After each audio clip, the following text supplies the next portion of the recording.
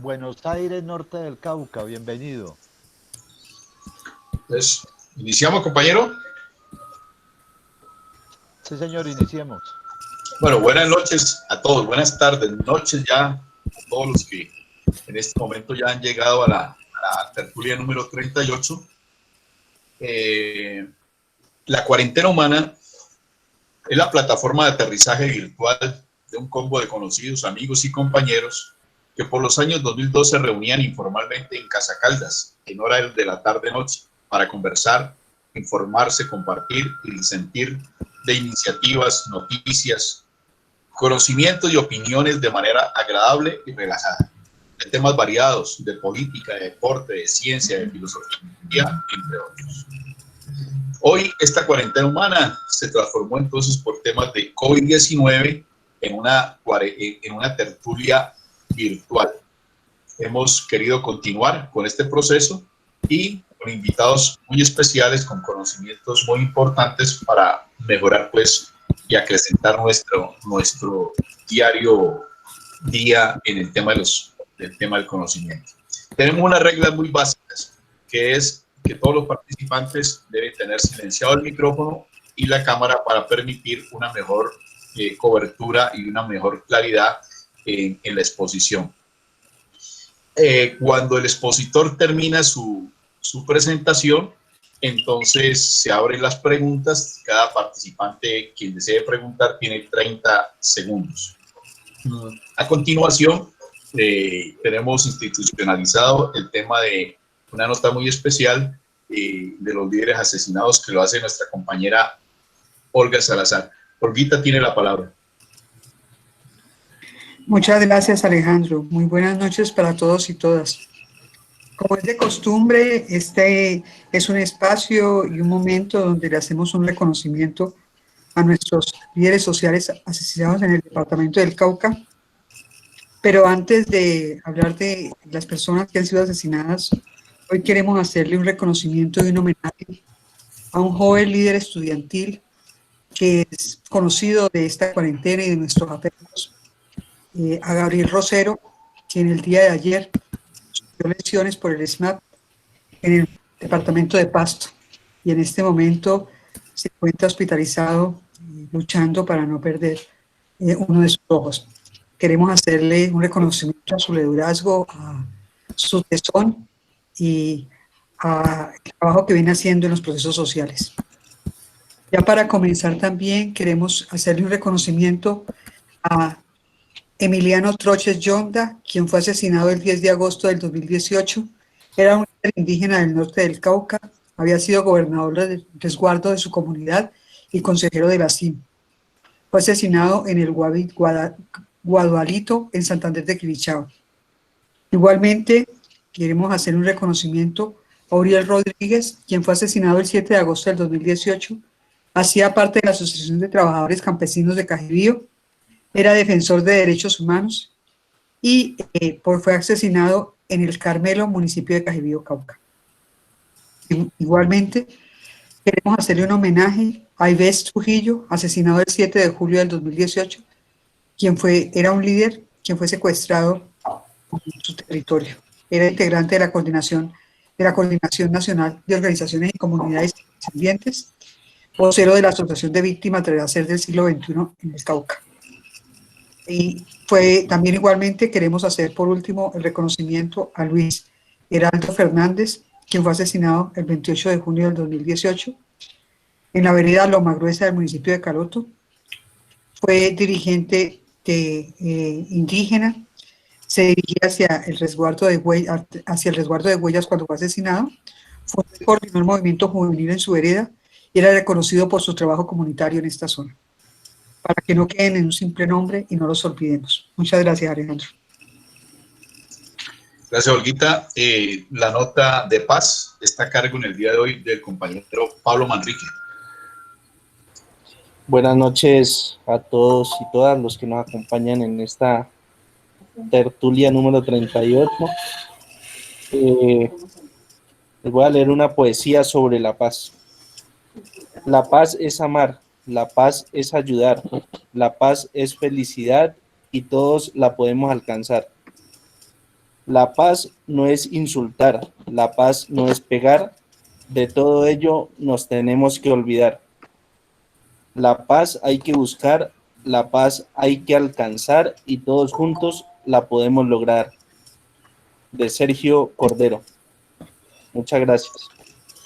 Gracias, Pablo. Y continúa entonces nuestro compañero Walter Aldana, quien hace la presentación del invitado y igualmente tiene al final, hace el cierre, recoge algunos de los puntos que nuestro invitado tiene. Entonces, Walter Aldana, tiene la palabra. Gracias, Alejo. Buenas noches a todos y a todas, especialmente al profesor Ricardo Vargas Mesa, un hombre, un gurú en el tema del narcotráfico y del estudio de lo que ha sucedido y viene sucediendo en este país.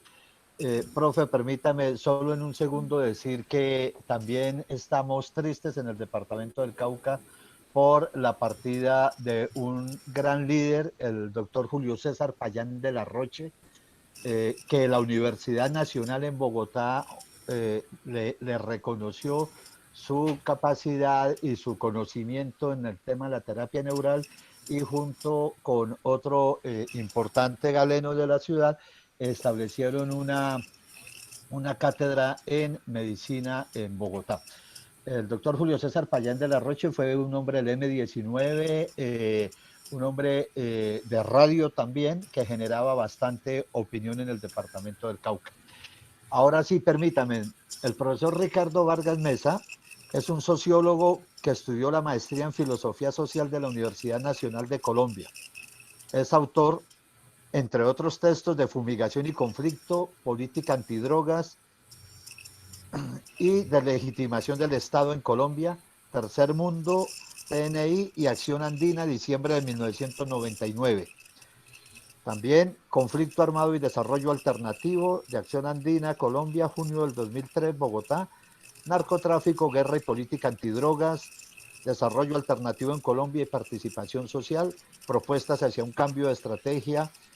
El profesor Ricardo Vargas es uno de los hombres más reconocidos, de las voces más reconocidas y más autorizadas en este país sobre el tema del estudio del narcotráfico, las alternativas, la historia, en fin. Profesor, tiene usted de 40 a 50 minutos, usted maneja su tiempo, durante ese tiempo nadie le interrumpe, todos apagamos cámaras, todos apagamos micrófono y en el chat vamos escribiendo quiero preguntar, cuando usted termina le preguntarán en bloques de a 3, 4 preguntas, dependiendo del número de preguntas que haya, y al final yo hago un compendio pues de algunos elementos que usted ha establecido, que nos ha compartido, y cerramos todos la cosa. Entonces, bienvenido, muchas gracias por haber aceptado acompañarnos. Bueno, muy buenas noches a todas y todos los presentes y un agradecimiento a Walter por la invitación, muy complacido de estar con ustedes. Me parece un espacio muy interesante que se haya aprovechado de esta manera el tema del confinamiento y toda esta situación que estamos viviendo con este tema de la pandemia. Sobre este tema, digamos que yo quise como hacer algo muy distinto de lo que convencionalmente se hace, digamos algo menos formateado en los parámetros que siempre se hace sobre mediciones, áreas de cultivos, potencial de producción, etcétera. Y quisiera tratar con ustedes, bueno, digamos, un enfoque un poco distinto y vamos a ver cómo nos va con esto. Desafortunadamente la primera presentación que di no me funcionó el video y voy a ver si al menos el sonido de lo que canta este chico que está ahí de Coca por Coco, si la pueden escuchar. Entonces ahí va esta...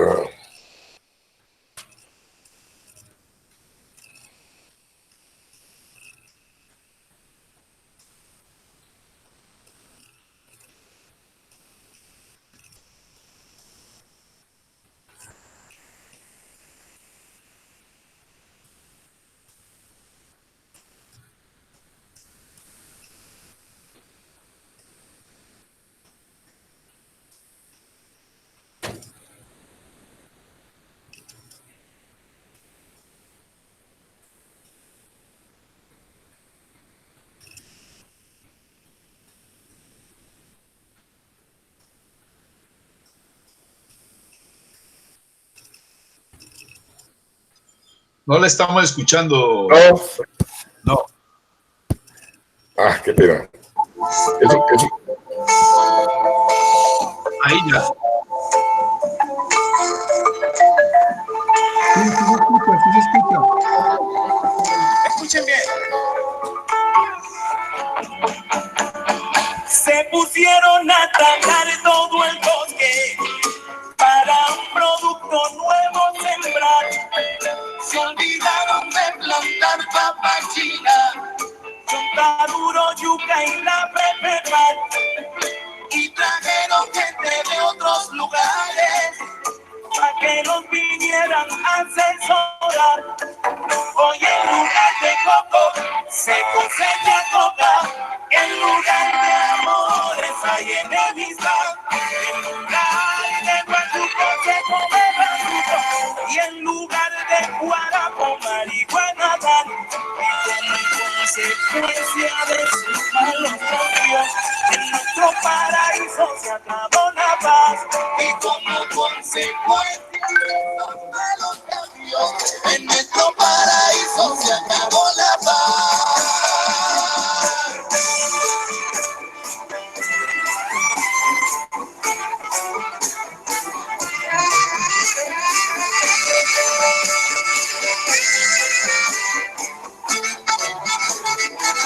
No hay hombres pescadores, sino hombres pescados, que aparecen muertos por cualquier manglar, con la lengua afuera y dedos cortados, porque dijo algo que era de guardar, irreconocible porque les echaron químicos que usan para procesar. Y como consecuencia de esos malos cambios, en nuestro paraíso se acabó la paz.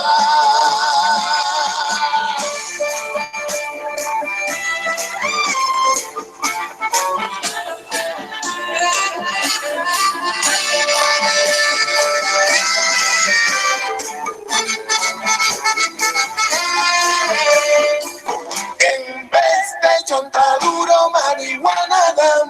En vez de chontaduro, llave y paz. En vez de chontaduro, marihuana dan. Y la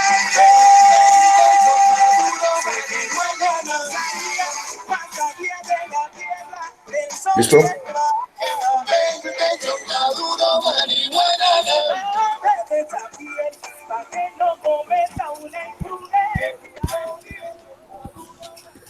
Bueno, listo. Muchísimas gracias. Muchas gracias por ese soporte técnico. Bueno, entonces quise empezar con esta canción que me parece bella, es hermosa, digamos, la poesía que hay ahí, y narra una situación muy dramática, como ustedes pudieron escuchar, sobre el impacto de este tipo de economía ilegal de la coca en territorios que han mantenido una historia, digamos, interesante de cohesión social, de prácticas culturales, de identidades alrededor del territorio, y cómo un fenómeno de estos llega y trastoca completamente. He puesto ahí, digamos, la geografía misma, los sistemas de producción y todas las interrelaciones complejas que han tenido históricamente, digamos, sus prácticas culturales alrededor de la tierra y del mar. El cambio en las actitudes individuales, digamos, de la forma de solidaridad comunitario, de ese mundo de las relaciones entre familias, generalmente extensas, hacia un cambio muy complicado de promoción del puro individualismo, y en el marco de unas normas que ya no son las de la comunidad, sino las que rige el modelo mismo que se ha impuesto en estos territorios de economía ilegal. El cambio en las relaciones con los demás, es decir, la introducción de nuevos imaginarios sustentados en la violencia, operando como una condición disuasiva, pero también, como lo dice el mensaje del chico, la violencia como mensaje, ¿no? Cuando dice, ya no hay hombres que pescan, no hay pescadores, sino hombres pescados, y que aparecen cercenados sus dedos, la lengua, su rostro desfigurado porque le echan químicos que usan para procesar. Digamos, es un mensaje fuerte sobre cómo, digamos, se establecen unos nuevos elementos que arrastra, digamos, ese tipo de economía ilegal, los territorios, que rompe completamente, digamos, lo que ellos tradicionalmente, como dice el chico, nuestro paraíso se ha visto como roto por este cambio y con ello también la paz, ¿no? Y un cuarto punto que quisiera señalar, que es, digamos, hacia donde quiero llevar toda esta exposición de esta noche, que es la muerte de la esfera civil. Digamos, entiendo la esfera civil como uno de los soportes más importantes en la construcción de democracia de cualquier nación que se inscriba en un modelo democrático, entendiendo por esfera civil el soporte que le da a la vigencia de un Estado, el deberse a la gente, el deberse a la comunidad, el deberse a una sociedad. Obviamente que la sociedad también representa intereses particulares que luchan, digamos, por una hegemonía, pero estamos hablando de una esfera civil universalizante, que quiere decir ámbitos en los cuales, desde los cuales se desarrollan iniciativas y propuestas donde se construye, digamos, una actitud hoy en día frente al tema de la protección del ambiente, una actitud frente al tema de la paz, una construcción de la solidaridad como un soporte fundamental para esa sociedad. Y no todas las organizaciones de la sociedad civil, digamos, direccionan sus esfuerzos en ese sentido universalizante. Hay digamos, un gran número de sectores, de grupos humanos que buscan sobre todo la prevalencia de sus intereses privados, particulares. Y aquí, digamos, yo creo que en este tipo de comunidades, como también en las comunidades indígenas, siento que hay, digamos, hoy en día está recobrando una importancia muchas de sus lecturas del territorio, la lectura de la naturaleza, la lectura de su entorno, como contribución a la construcción de esa esfera civil universalizante, porque es desde ahí que se reivindica el tema de la preocupación por el calentamiento global, la preocupación por la paz, la construcción, digamos, de unas formas de comunicación realmente solidarias. Y frente a eso que muere, que era un poco lo que la canción nos presentaba, la muerte, digamos, de esas dinámicas tan poderosas, con ese potencial que tienen en esa perspectiva de construcción de esa esfera civil, en lugar de eso, se desarrolla un individualismo propio del capitalismo salvaje, digamos, y ahí pondría yo un elemento clave en relación con el tema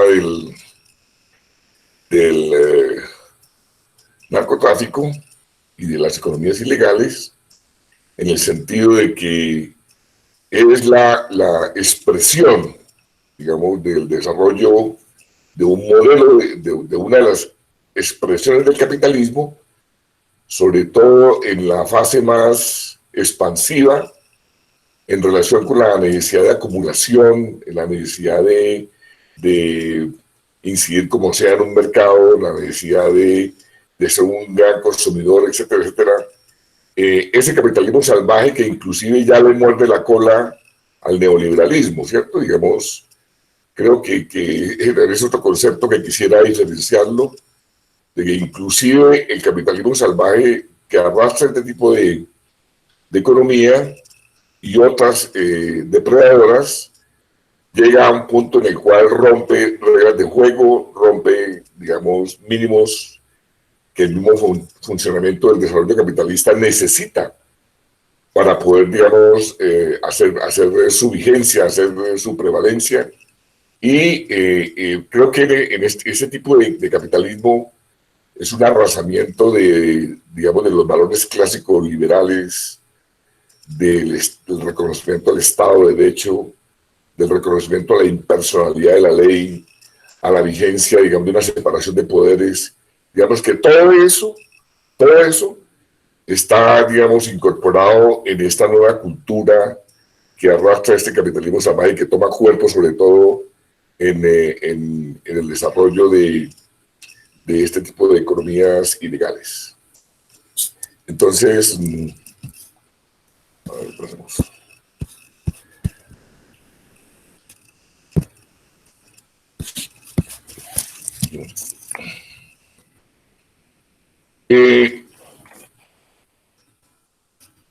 En ese sentido,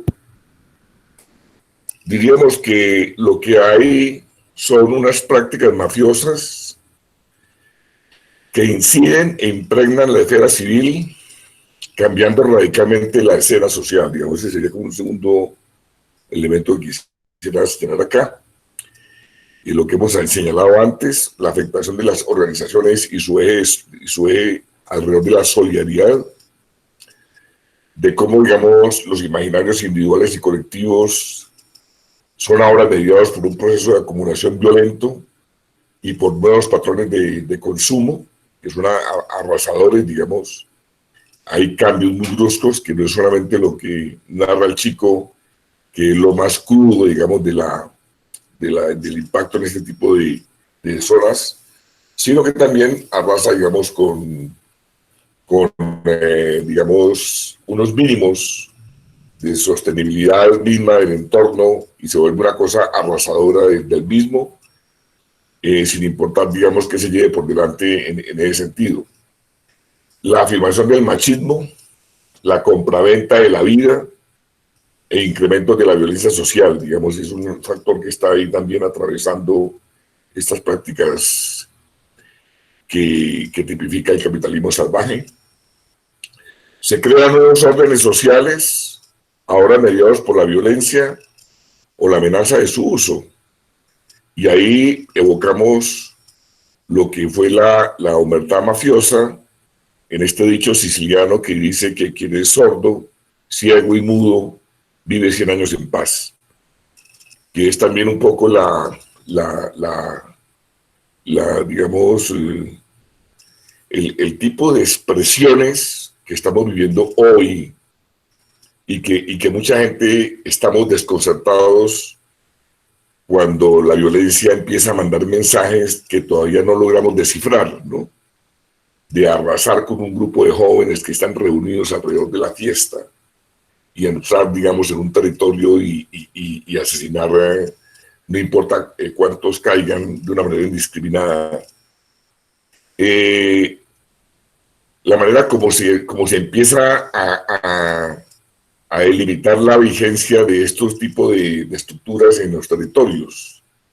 Digamos que la violencia o esta amenaza de violencia cambia, digamos, los patrones de comunicación, cambia los sentidos de solidaridad entre las comunidades, entre los miembros de la misma comunidad, y empieza a aparecer este tipo de máximas para poder preservar la vida, ¿no?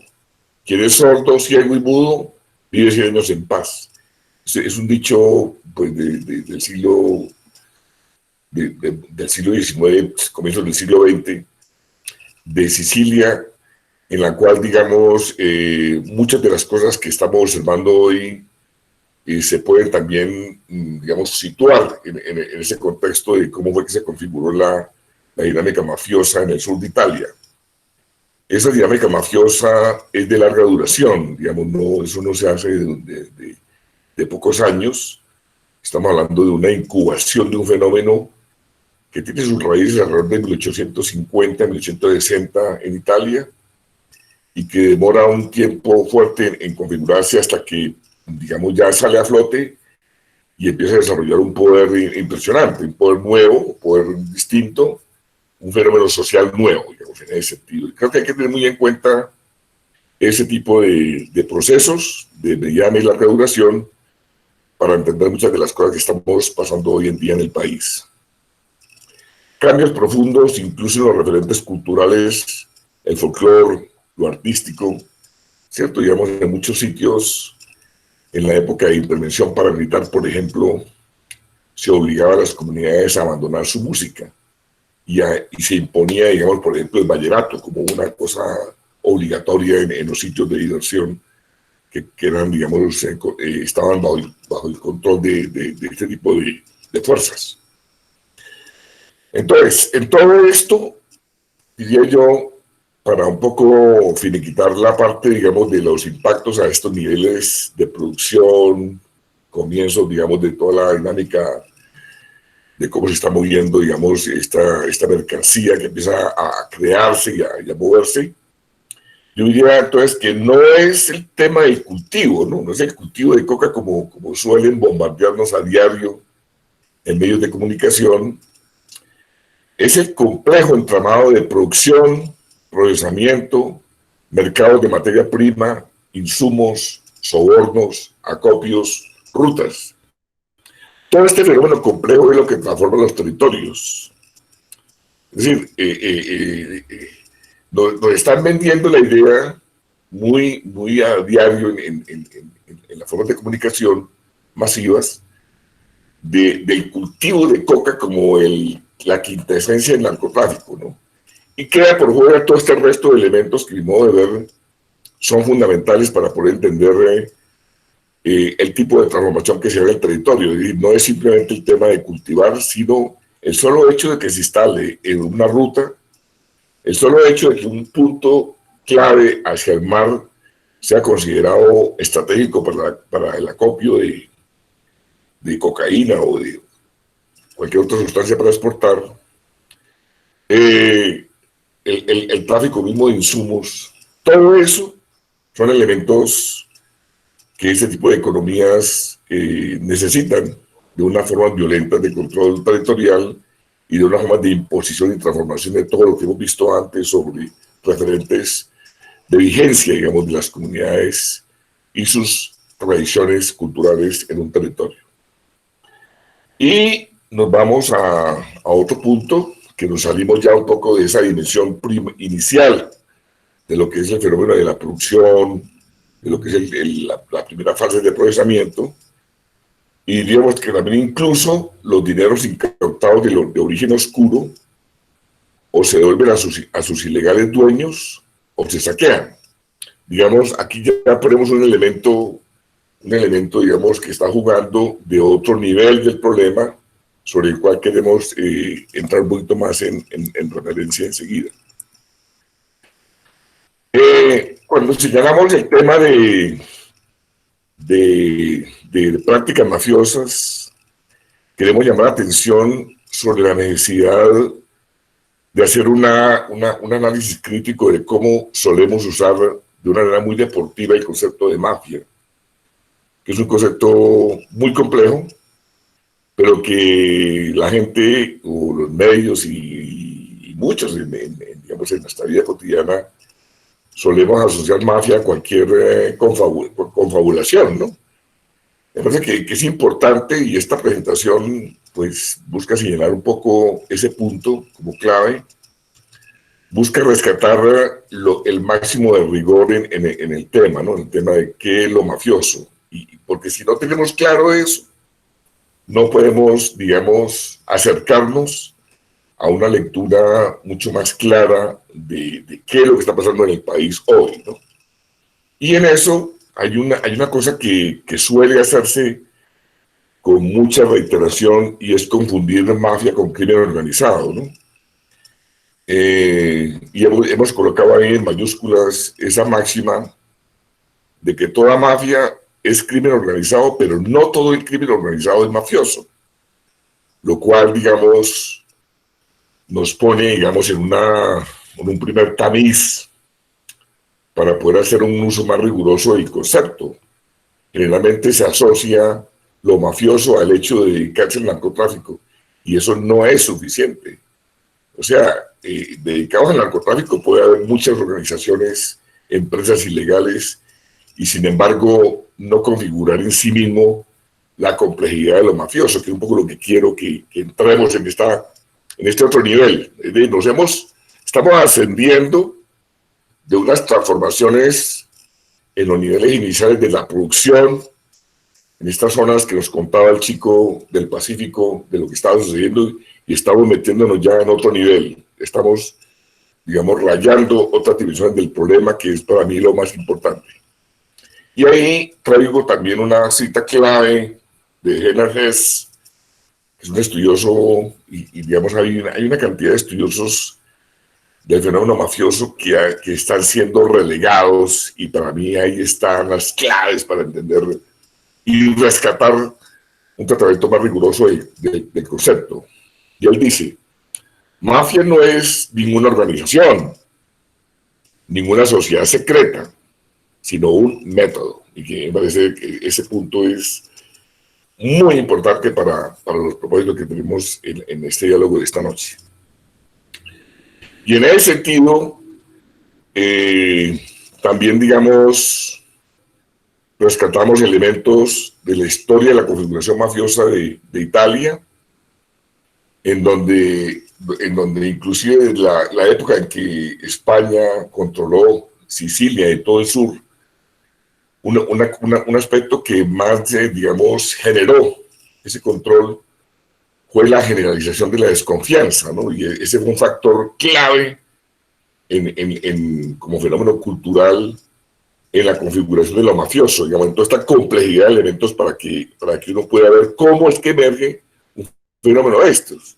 Y decimos, la desconfianza, la inseguridad, la incertidumbre como contexto es fundamental en la configuración de lo mafioso.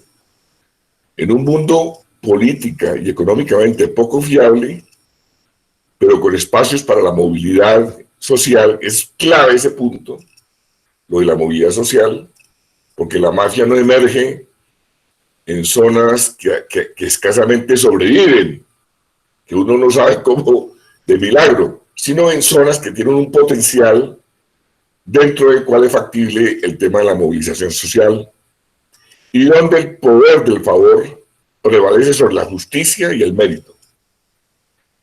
Entonces, el camino que queda en ese contexto es buscar el favor de los de arriba, obtenerlo de los iguales mediante la extorsión y distribuir parte de los frutos entre un grupo selecto de los de abajo. Digamos, este contexto me parece a mí que es muy interesante para poder mirar un poco la complejidad de lo mafioso.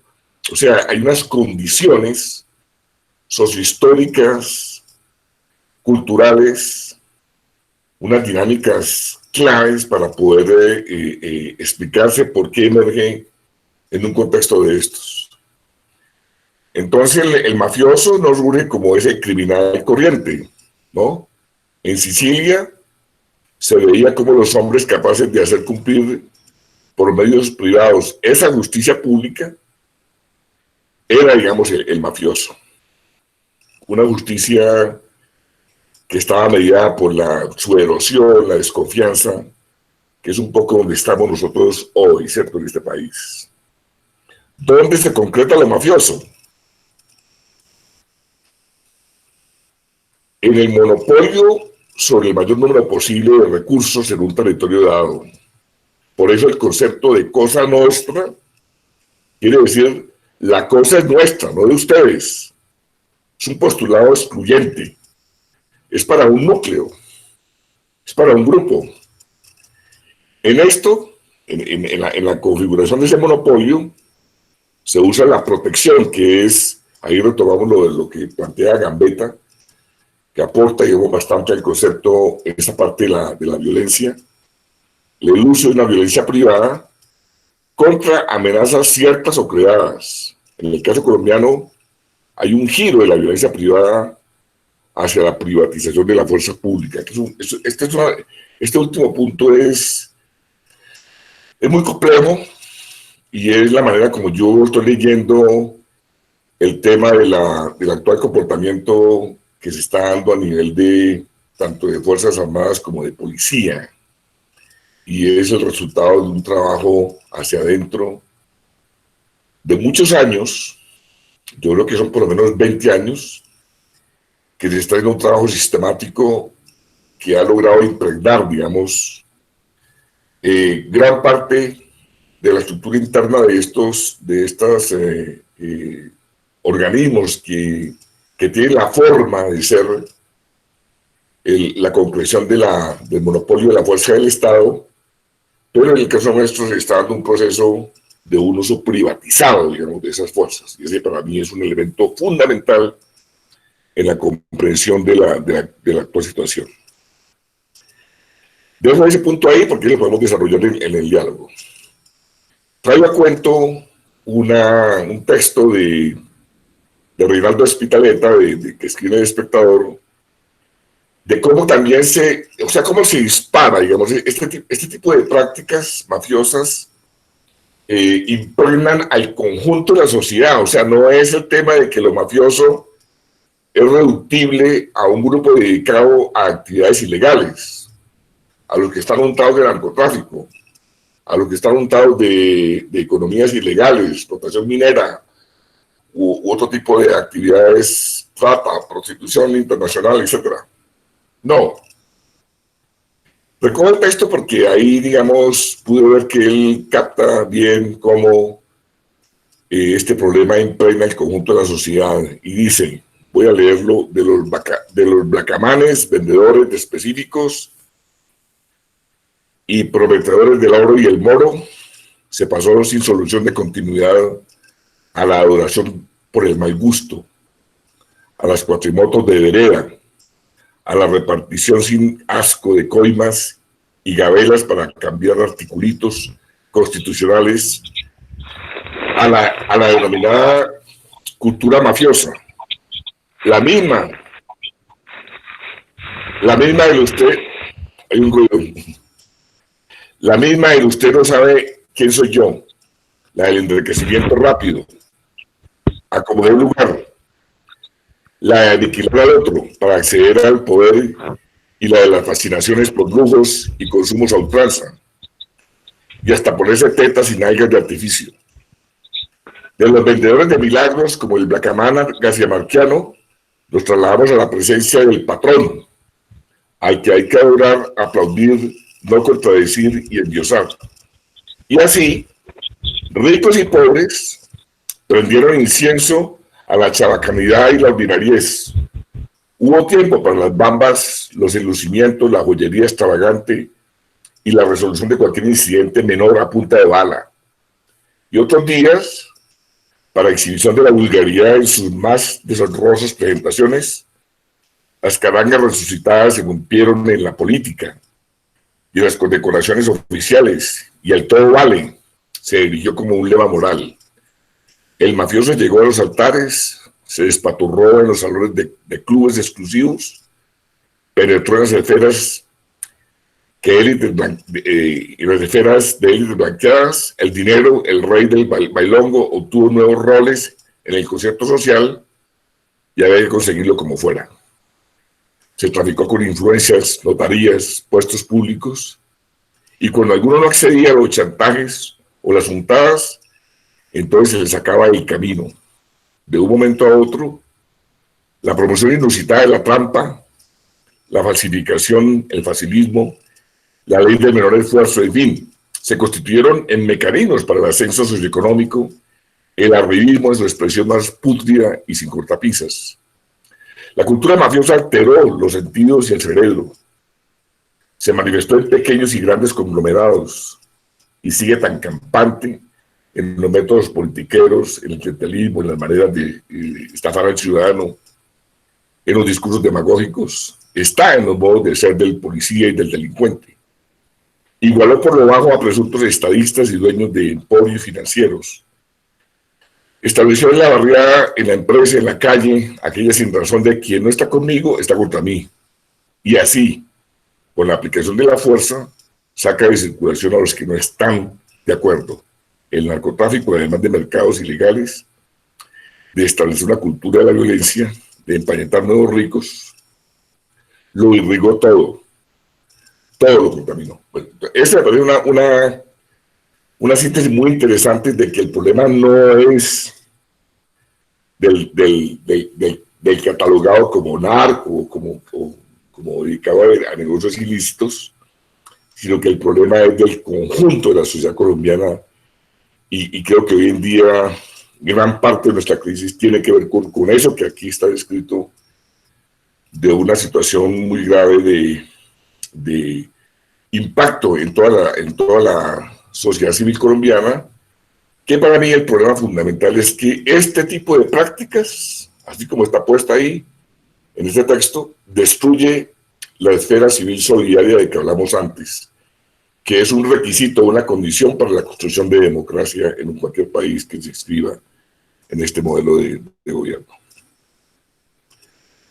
Finalmente, otro punto que hemos tratado un poco atrás, pero que quería desarrollar un poco más ahora, y es el tema de la violencia, ¿no? El tema de la violencia y de cómo este fenómeno del bandidismo, este fenómeno, en caso nuestro, del paramilitarismo, cómo hace parte de este entramado complejo de lo que nos pasó y nos sigue pasando en el país. Desde su nacimiento, el fenómeno mafioso está relacionado con el bandidismo, instrumentalizándolo para diversos fines. Eso es del ABC, de la genética, pues, de lo mafioso. Y traigo a cuento el caso del bandido Giuliano, también del sur de Italia, de Sicilia, que fue un instrumento para combatir la fuerza de la organización campesina y de la izquierda italiana después de la guerra, ¿no? Ese fue su rol, y fue financiado por la mafia, fue financiado por las élites legales. Existieron intereses inclusive de Estados Unidos, élites poderosas de grandes inversionistas que buscaban el control de los territorios en el sur y necesitaban neutralizar la presión sobre la tierra del movimiento campesino. La importancia de Giuliano se relaciona con un momento definitivo para el rumbo capitalista del sur de Italia. Eso es lo que estaba en juego ahí.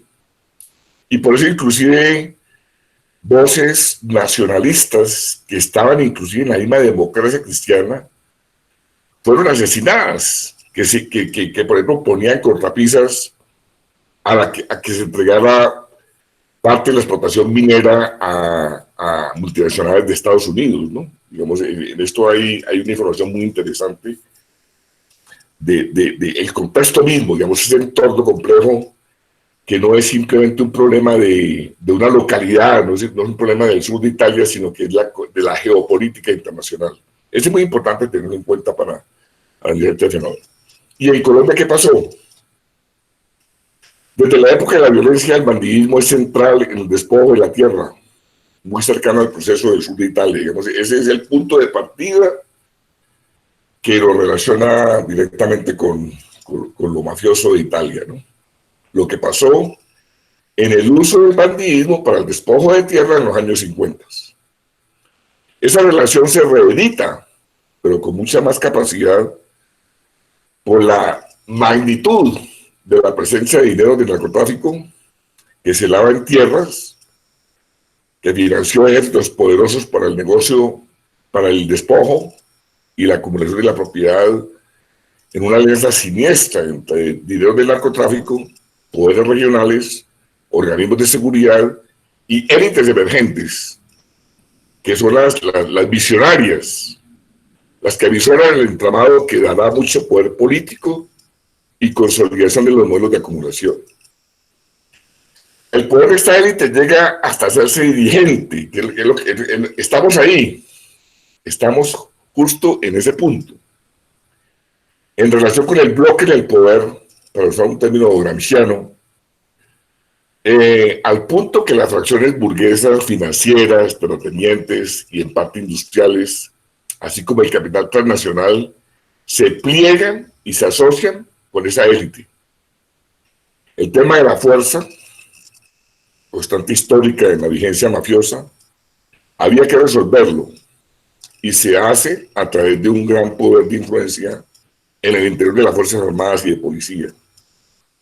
Se configura un uso fragmentado de interés oligárquico de esa fuerza, el discurso contrainsurgente o el código del bandido para el patronazgo. Digamos, la vigencia del patronazgo pues nos viene desde el siglo XIX, cuando se define esto desde el punto de vista del poder del gran terrateniente y toda la configuración cultural de lo que es el código del patrón. Ese código del patrón pervive y se entrelaza con este fenómeno del narcotráfico, y desde ahí se construye también el código del bandido, que si bien es cierto es el alter, es el otro del patrón, que es el que pone en peligro, digamos, sus intereses. Se usa, digamos, hoy en día también para asignar como tal digamos, a la insurgencia, a todo el que se oponga al régimen que se está desarrollando, que se está construyendo. Ese es el imaginario central. Este proceso favorece el poder mafioso porque permite su clara legalización y legitimación política. Bueno, entonces, quería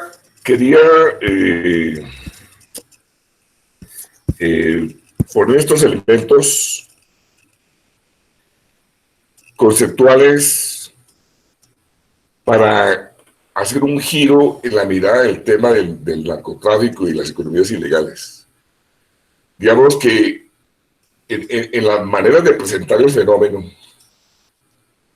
a lo cual ayuda muchísimo, digamos, organismos como la UNODC y todos sus modelos de medición, sus boletines que entrega cada año, todo este arreglo que hay con el CIMSI, todas las narrativas alrededor del narcotráfico que se construyen, digamos, todas esas maneras como se nos presenta y nos han, digamos, vendido el tema.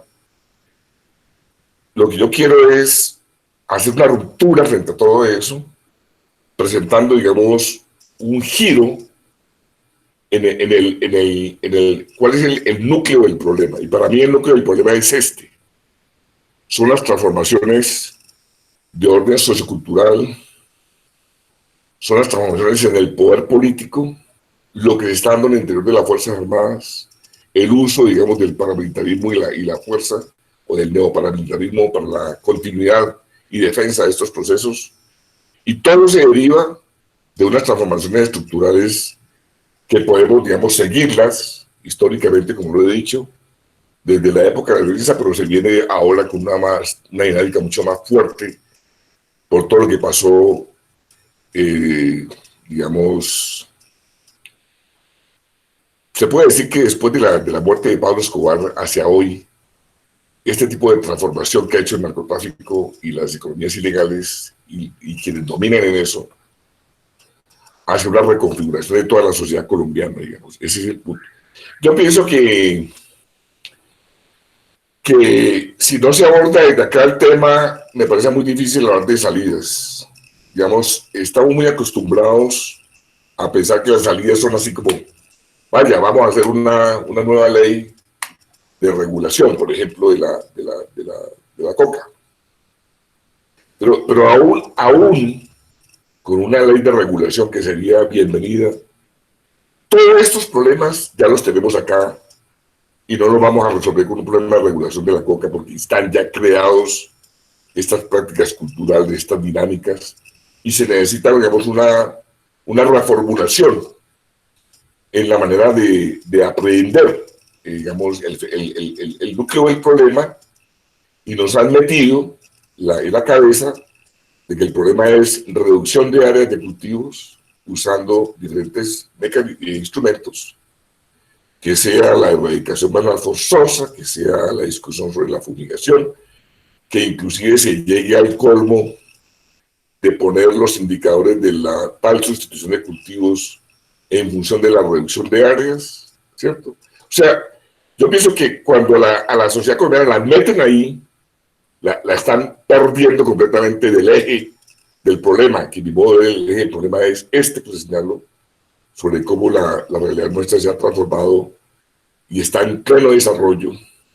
Y por eso creo yo que lo que vivimos aquí en Bogotá en estos días con la policía, que ya es la lumpenización extrema de la policía, no es un problema de instrumentos, simplemente de cómo se hace la convocatoria, a quiénes se entrena, cómo se... No, aquí lo que hay en el fondo es un problema político que viene de muchos años y tiene que ver con esto, digamos, a la policía ha sido, digamos, cambiada por dentro y por eso gran parte de sus máximos orientadores y jefes de la policía han estado involucrados junto con el sector del ejército en este fenómeno del narcotráfico y todavía, digamos, nos falta conocer mucho más de cuánto se está haciendo a esos niveles. Que esas dinámicas tienen que ver también con el gran negociado donde más está el valor agregado de este negocio, que es en el tema de la exportación internacional, y que en esa exportación internacional el control de puertos, el control de aeropuertos, son negocios fabulosos. Y ahí está metida esta élite, y por lo tanto tenemos 3 casos emblemáticos recientes, ¿no? Y esto va contra la narrativa totalmente falsa de que Colombia ha sido reemplazado por los narcos mexicanos y no es que más cuentos. El caso es del embajador de Uruguay, San Clemente, metido en un tema de producción aquí en Bogotá que sale por El Dorado. El caso del Memo Fantasma, un narco que tiene, digamos, una cuenta muy larga en términos de delitos de lesa humanidad y está, digamos, disfrutando sus dineros en Madrid, dedicado a la finca raíz. Y el caso de Ñaña Hernández, como otro, digamos, para poner solamente 3 ejemplos recientes de la historia reciente nuestra, que muestra la vigencia de lo que son, digamos, individuos que hacen parte de la élite y que tienen negocios, hacen una simbiosis con el resto de la élite en el poder, porque también se han beneficiado de esos dineros en esos negocios conjuntos con los sectores del narcotráfico. Entonces, quería dejar esos puntos ahí para que, por favor, arranquemos con el diálogo. Bueno, muchas gracias, doctor Ricardo Vargas. Entonces, en este momento se abre el espacio para las preguntas. Las personas que deseen preguntar, por favor, escriban en el chat. Quiero preguntar para irles dando orden de salida. En este momento está Fabiola Castillo. Fabiola, tiene la palabra, 30 segundos. Hola, buenas noches. No, pues te voy a robar más de 30 segundos. Ricardo, ¿cómo estás? Hola, mucho gusto, Fabiola. Es un tema apasionante. Voy a empezar por contarte que llevo también un poco más de 20 años trabajando el tema de narcotráfico. Creo que fui la persona que primero coordinó un estudio sobre los correos humanos en Colombia por allá en los 90s. Y ahí empezamos a construir, a delinear esa cultura del delito que desde hace como 50 años nos ha venido afectando. Y pues tú tienes razón, es la cultura del antivalor, pero fortaleciendo unos valores propios de la cultura colombiana. Por ejemplo, la fe católica, que es la que acompaña a todos los delincuentes que se persignan, van a misa y rezan el rosario para ir a matar a alguien o secuestrar o descuartizarlo. Es espantoso. Y lo que pasa es que esta cultura de la cocaína, iniciando por la marihuana, es la única que ha brindado una posibilidad real de que el campesino o no, que siempre ha estado desvalido y que no ha podido acceder a los bienes públicos que debe dar el Estado, la encuentra como único trampolín de tener eso que nunca le dará ni un título universitario, ni un malo o buen trabajo. Entonces tú tienes razón, maravilloso el análisis que estás haciendo de lo que es mafia y delincuencia transnacional organizada. Generalmente una termina trabajando para la otra, pero tal vez el problema no está ahí, como estructura sociológica maravillosa.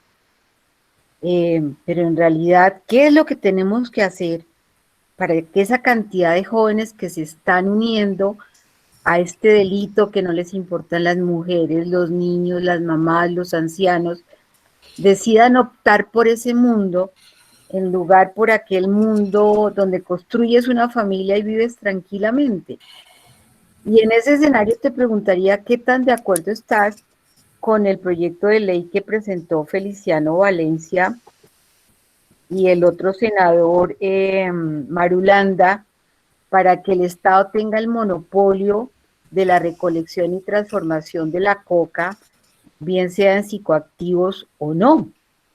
De hecho, fue una iniciativa que yo presenté en un foro iberoamericano en el año 99 en Cartagena, y pues todo el mundo se murió de la risa, porque creo que el problema de la comercialización de cualquier ilícito es precisamente el mercado, y si tú logras llevar el mercado a cero, pues ya no va a ser rentable. No sé si esta sociedad mercantilista se dé la pela porque ese producto se lleve a cero. Gracias, Ricardo, y te felicito por tus estudios. Muchas gracias, Mariela. Recogemos varias, unas tres y... Sí. Sí. Bueno, sigue el compañero Walter Aldana, se prepara Larry Daza. Walter, por favor. Profe, muchas gracias. Una pregunta. Hay una trastocación de valores entre el campesinado de los años 40, 50 y los jóvenes que nacieron y crecieron al lado de la mata de hoja de coca, para quienes la producción de ello es totalmente normal, no tiene ningún viso de ilegalidad, pero también generó un comportamiento y una transformación de esos valores en la relación relación familiar, comunitaria, etcétera. ¿Cómo enfrentar desde la pedagogía, desde la educación, esa realidad para tratar de reacomodar, si se puede decir nuevamente, la situación como estaba? Gracias, Walter. Sigue entonces Larry Daza.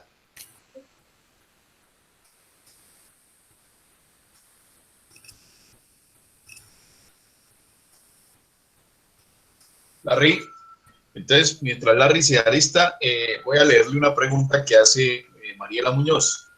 Mariela Muñoz dice lo siguiente: en la legalización del consumo de droga en Colombia, si llegase a ser posible, ¿solucionaría el problema del narcotráfico o solamente el tema del consumo interno? Gracias. Entonces, ahí tenemos tres preguntas ya. Vale. Bueno, entonces hay dos preguntas que más o menos se relacionan, que el proyecto de regulación, de legalización, y la última sobre el tema del consumo y su impacto en el narco. Bueno, voy a por esta última, que me parece muy interesante, esa, la de Mariela.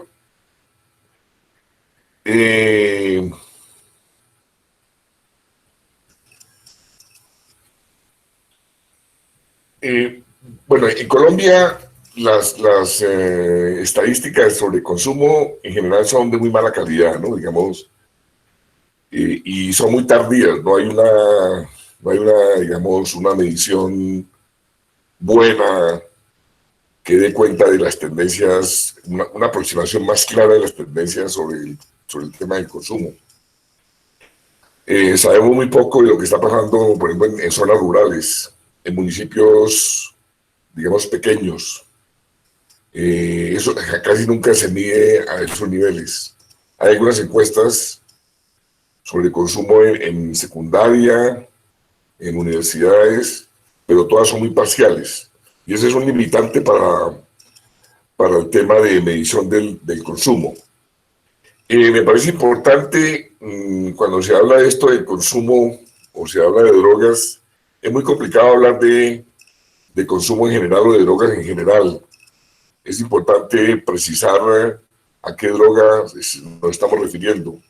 No es lo mismo consumir marihuana que consumir bazuco o alcohol.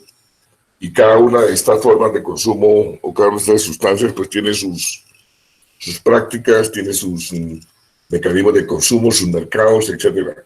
Entonces es muy importante intentar siempre buscar una mayor precisión sobre esto.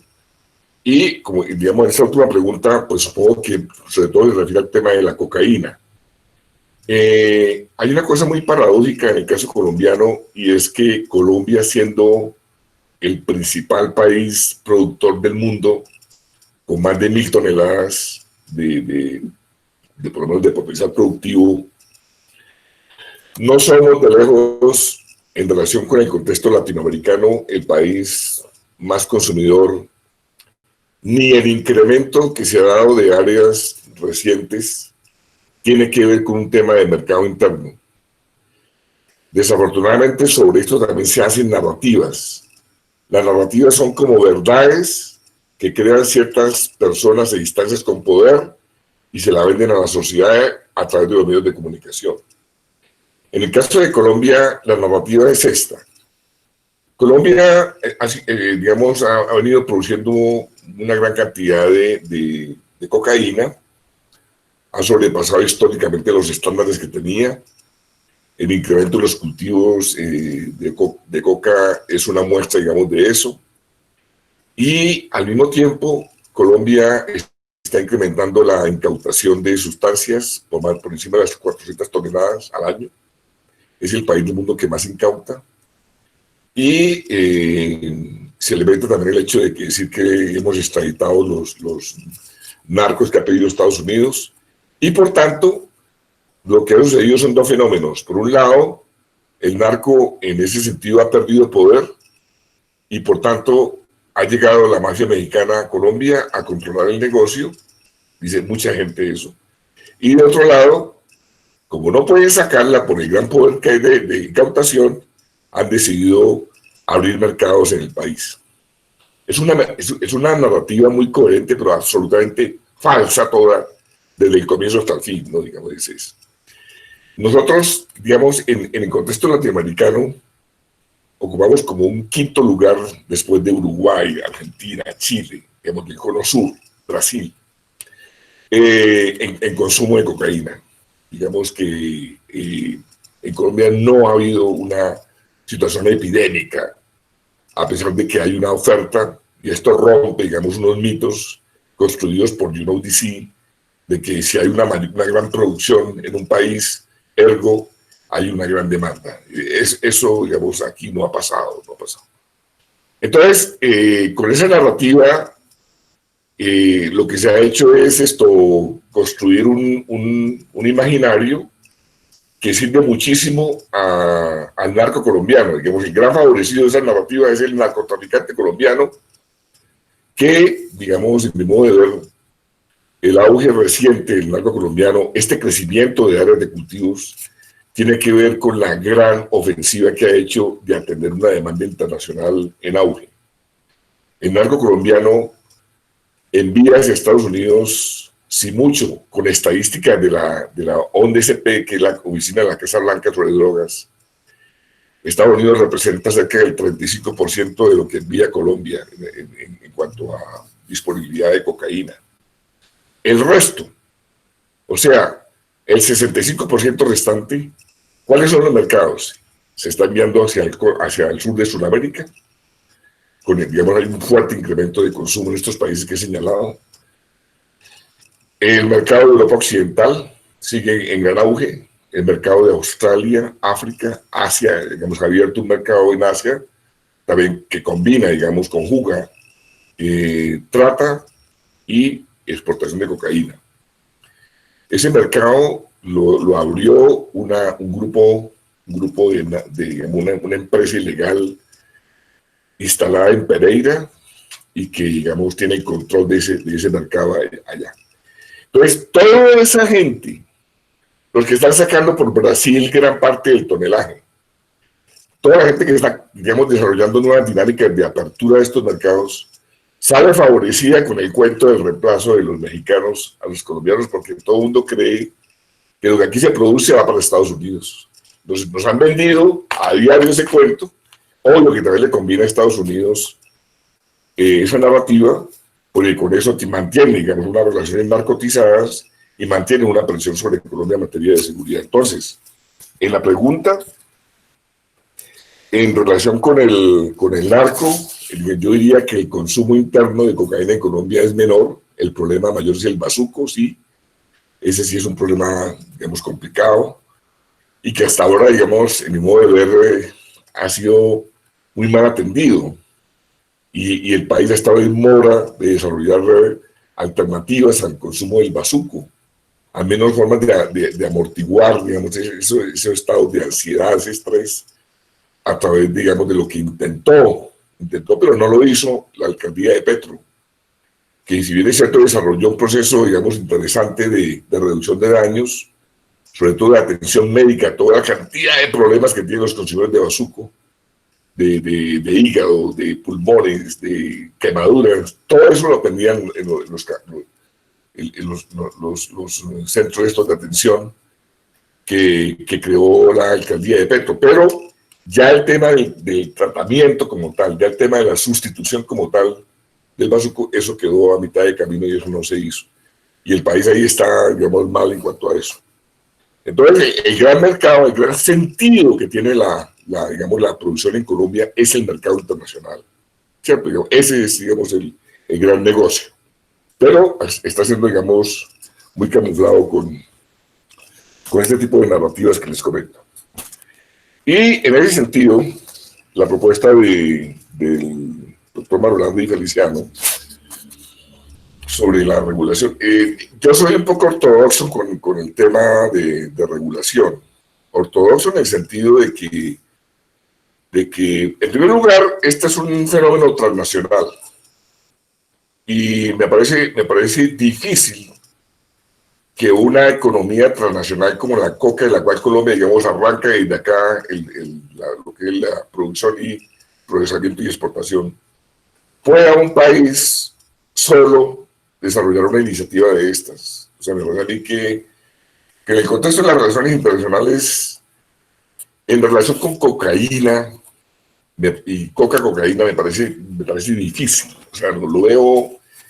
Por eso, en mi modo de ver, este problema de la regulación de la cocaína necesita una política internacional muy sólida, una apertura de diálogos con países consumidores, un tratamiento multilateral, un volver a poner sobre el escenario internacional la discusión sobre cocaína.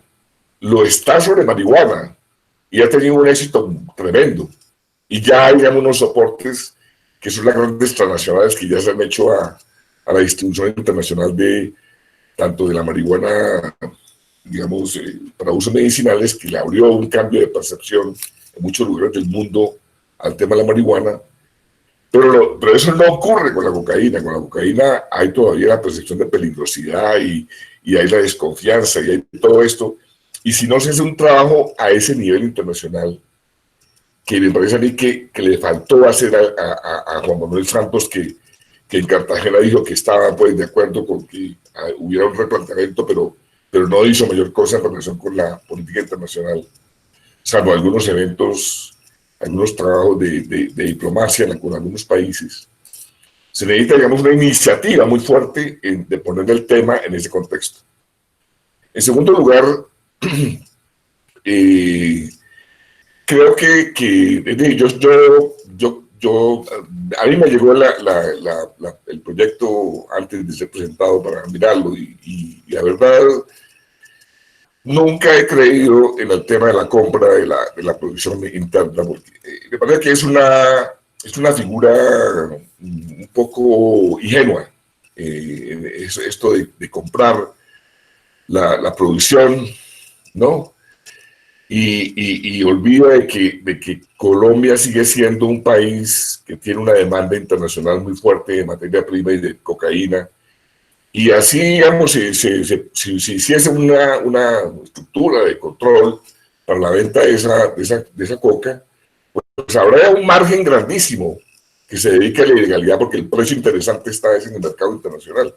Y eso no lo controla nadie, digamos. O sea que ese punto, por ejemplo, debió haber tenido unos soportes investigativos muy fuertes en la experiencia de Perú y Bolivia. Perú que tienen, digamos, procesos de compra legal de hoja de coca y Bolivia inclusive tiene una parte, divide la coca legal y la coca excedentaria, llaman ellos, pero eso es problemático también, la coca excedentaria en Bolivia, y están produciendo cocaína, y están sacándola por Brasil, y hay colombianos metidos en ese negocio también allá en Bolivia.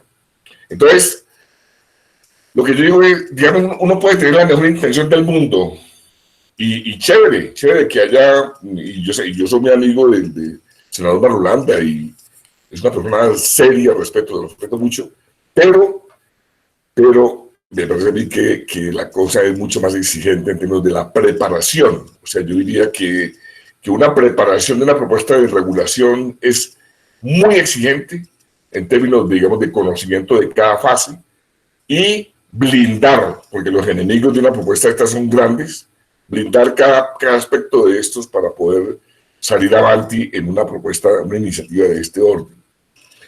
Las investigaciones sobre el tema de consumo de cocaína, sabemos muy poco de eso. Aquí en Colombia no hay investigación sobre eso.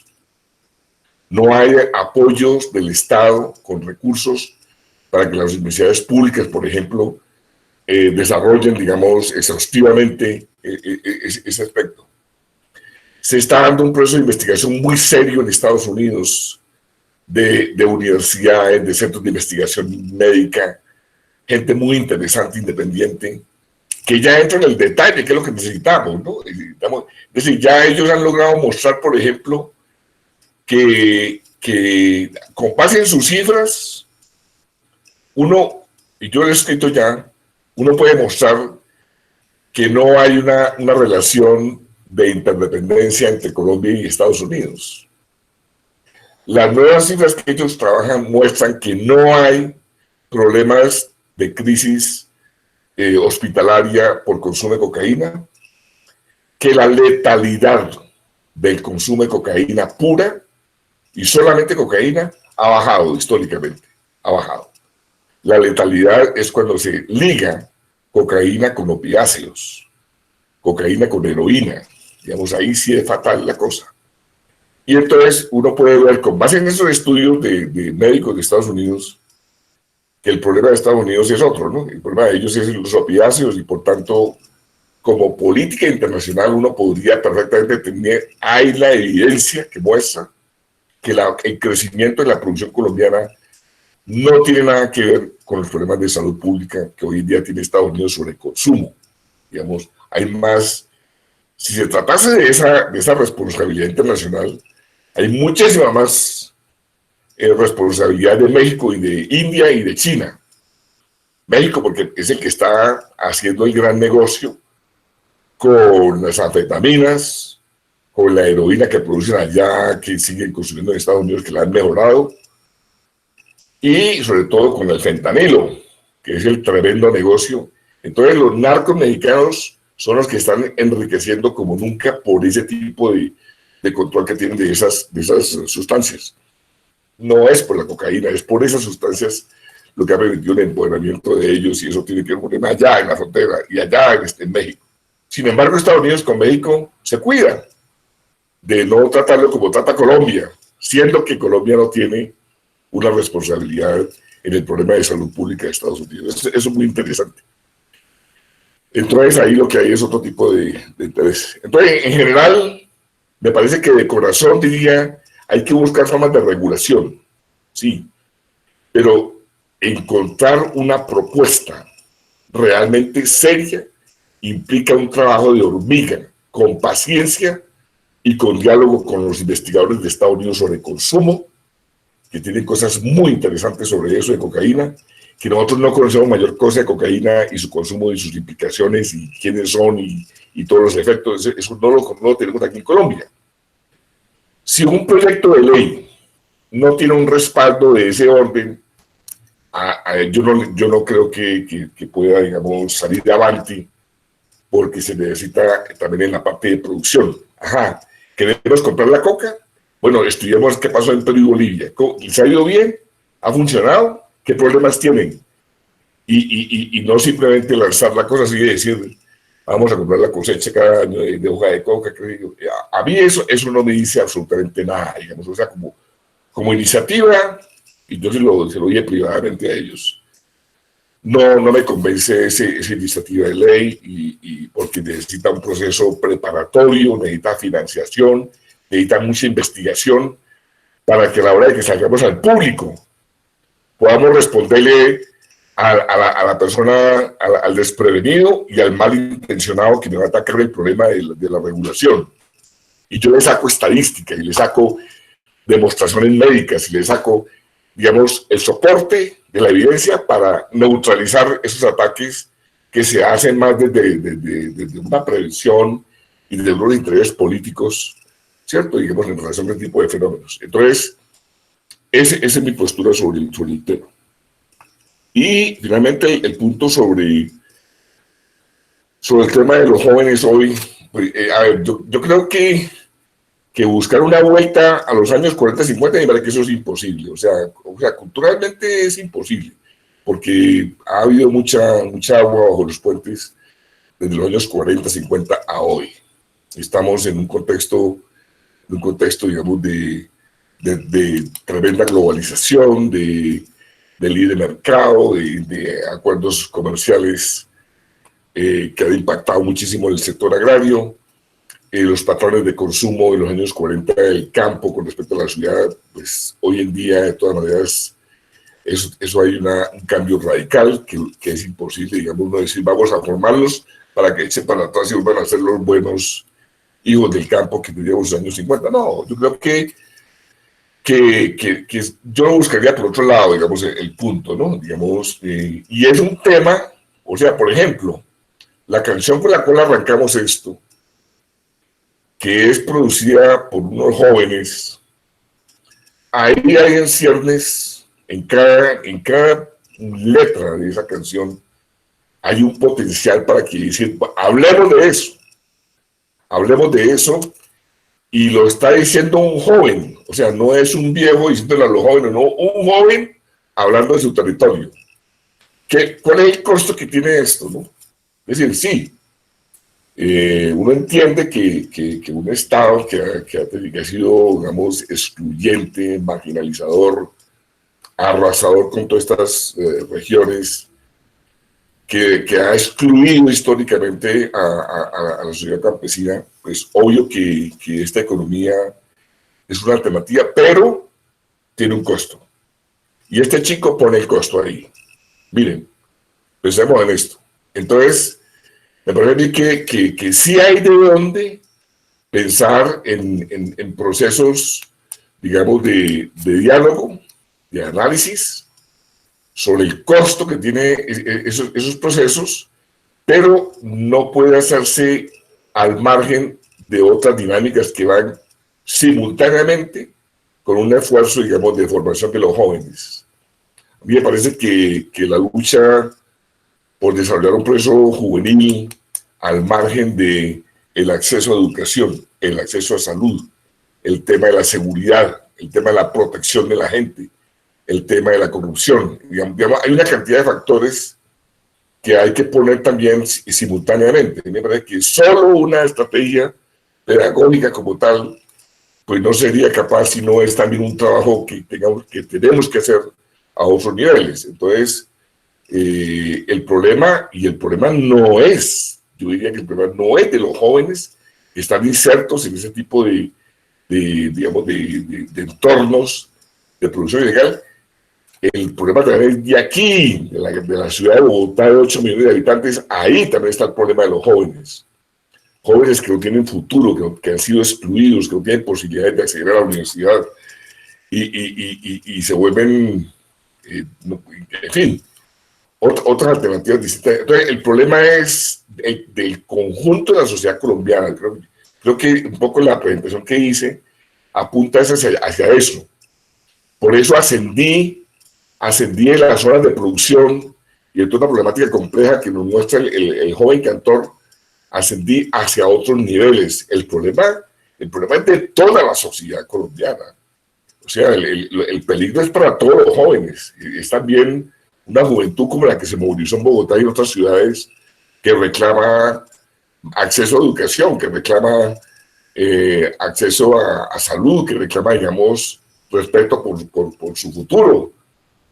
mínimas condiciones para poder acceder a un futuro más seguro. Y todas las medidas que se están implementando van en contravía a eso. Y ese conflicto sigue ahí. Ese conflicto tenemos que resolverlo todos. Entonces, el punto es ese. El punto no nos debemos meter de que el problema está exclusivamente en las zonas involucradas con este asunto. El problema está en todo lado de la sociedad colombiana porque hay una élite que deviene de esas estructuras de ilegalidad y está en el poder. Y todas sus prácticas, toda su concepción de lo que es la vida, de lo que es las relaciones con los demás, de lo que es la institucionalidad, está en manos de esa élite. Entonces esa élite, si nosotros no hacemos nada, se va a llevar por delante, digamos, la posibilidad de construir un Estado democrático. Y ahí sí me parece complicadísimo el problema, ¿no? Digamos,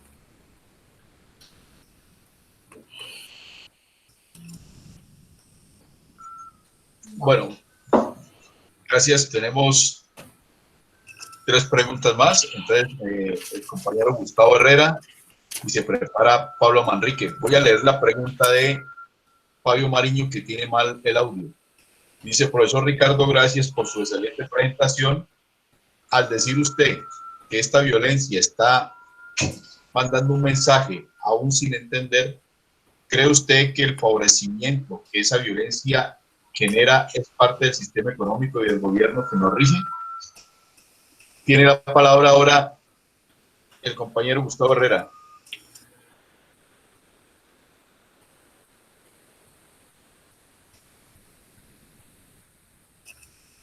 Abre el micrófono, Gustavo.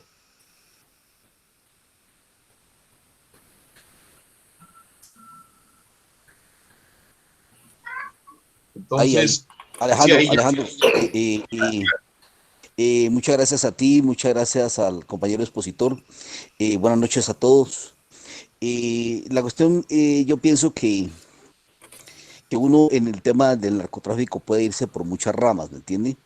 Pero uno tiene que atacar una vía fundamental, y es qué hace que Colombia como pueblo, porque es que esto no es una cuestión aislada, es una cuestión de una nación que abrazó un tema del narcotráfico. ¿Qué hizo posible eso? Y yo creo que es un tema de exclusión. Cuando hay una economía que no te brinda posibilidades de ubicarte, de desarrollar tu vida desde un punto de vista institucional, y cuando hay una gran masa de la población, nosotros lo vemos en la gente que está en el trabajo informal, que es el 64%, vemos un 20% de desempleados en Colombia, vemos una economía formal que no crece, ¿cierto? Pero sí crece el tema del narcotráfico. Uno dice, bueno, ¿qué relación hay allí? ¿Cierto?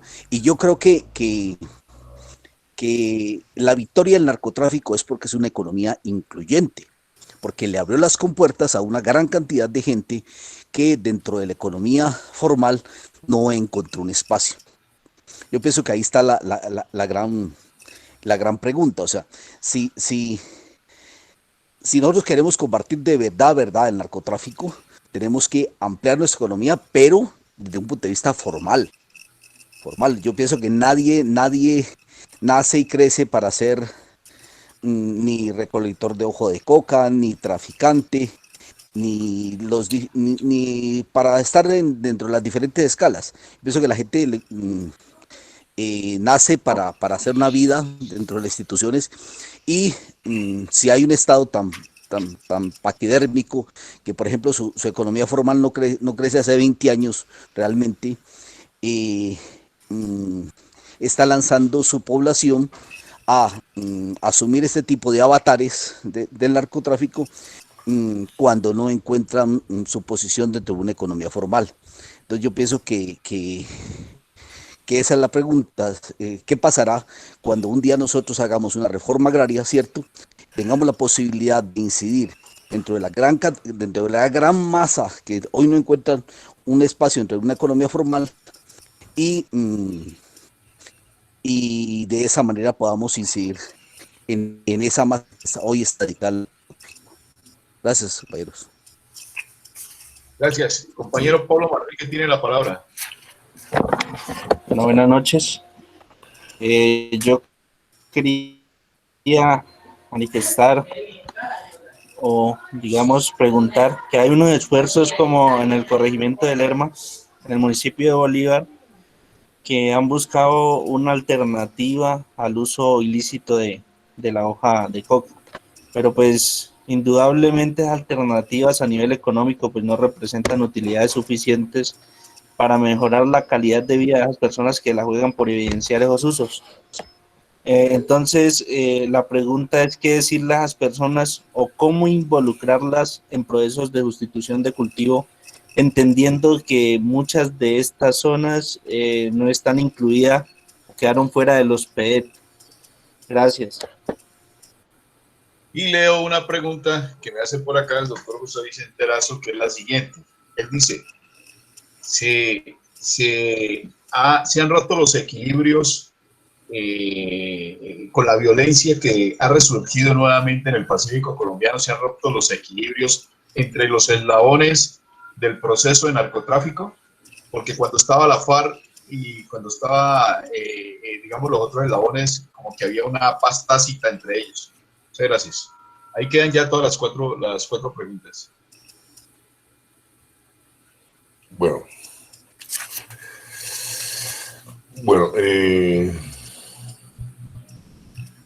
sí, entonces, cogamos la primera y la cuarta, la relación de la violencia con el sistema económico y el tema de los equilibrios. Bueno,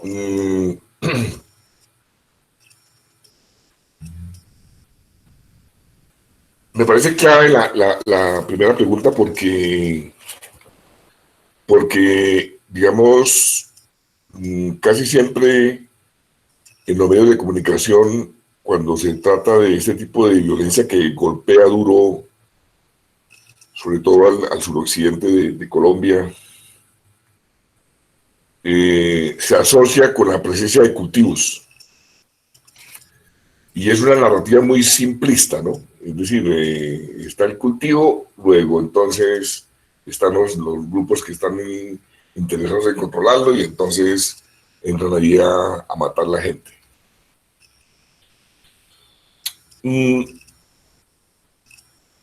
La pregunta es muy compleja porque al final yo diría que en estas dinámicas de violencia uno no puede quedarse en la pura inmediatez del hecho como tal, sino que hay que observar las transformaciones que se buscan en el mediano y largo plazo. O sea, esa ha sido la historia de este país, en el sentido de que en muchos lugares, como por ejemplo en el Chocó, que no tenían, digamos, cultura de coca, las comunidades, inclusive hoy en día no tenían coca, fue llevada esa coca por los paramilitares, instalada, y con base en eso armar las estructuras de seguridad y empezar como a desarrollar un proceso de control territorial. Luego, cuando se hace toda esa transformación sobre grandes extensiones para la instalación de palma de aceite, entonces uno se da cuenta de que esa violencia que nos venden en la pura inmediatez de la noticia, del periódico, del noticiero, digamos, es lo que queda como en la cabeza de la gente. Pero los procesos de largo plazo, de mediano plazo, como que no nos estamos agarrando. Y yo creo que sí hay una conexión entre las dinámicas de violencia y las transformaciones territoriales del mediano y largo plazo, y que tocan con la vigencia de un modelo económico, sobre todo en el sector rural. Es decir, la desocupación de territorios de campesinos que clamaban por la tierra, que la trabajaban, tiene que ver no por el problema del cultivo en sí, sino por un proyecto, digamos, de transformación territorial que buscaba introducirle, en ese caso, en el caso del Chocó, la palma de aceite, que había tierras que han sido avisoradas como muy interesantes para este tipo de actividades. También hay testimonios, como por ejemplo los de Vicente Castaño, cuando habla de que todo ese proceso de violencia en la zona del Darién tenía que ver con las expectativas que él tenía y que ellos tenían sobre la posibilidad de la carretera hacia Panamericana. Y la posibilidad de sacarla, decía él, la manteca por esa vía. Entonces, yo creo que en general la violencia que se está produciendo, que nos venden desde el punto de vista de la maldad de unos tipos, de la manera como digamos, se envía el mensaje tan sórdido, tan aleve, detrás de esa violencia sí hay proyectos de transformación de territorios, proyectos de desocupación de territorios, como pasó también en Montes de María, sobre el cual grandes poderes, sobre todo de Antioquia, tenían una expectativa muy grande sobre esas tierras, y en nombre del combate a la guerrilla se hicieron estos despojos que finalmente redundaron en la transformación del territorio y la instalación de cultivos extensivos para la producción de bienes exportables. Entonces, yo creo que sí hay que introducir una mirada mucho más rigurosa, con una atención sobre el tipo de transformaciones que finalmente se logra en el mediano y largo plazo y que tiene que ver con el sentido de la pregunta sobre el sistema económico. En ese sentido, la última pregunta, sí, yo creo que la historia del narco en Colombia, en muchas de sus facetas, es también la historia de la presencia de equilibrios que en épocas ha logrado, digamos, neutralizar cualquier posibilidad de violencia. Y yo creo que ahí también interviene, digamos, muchos casos que conocimos,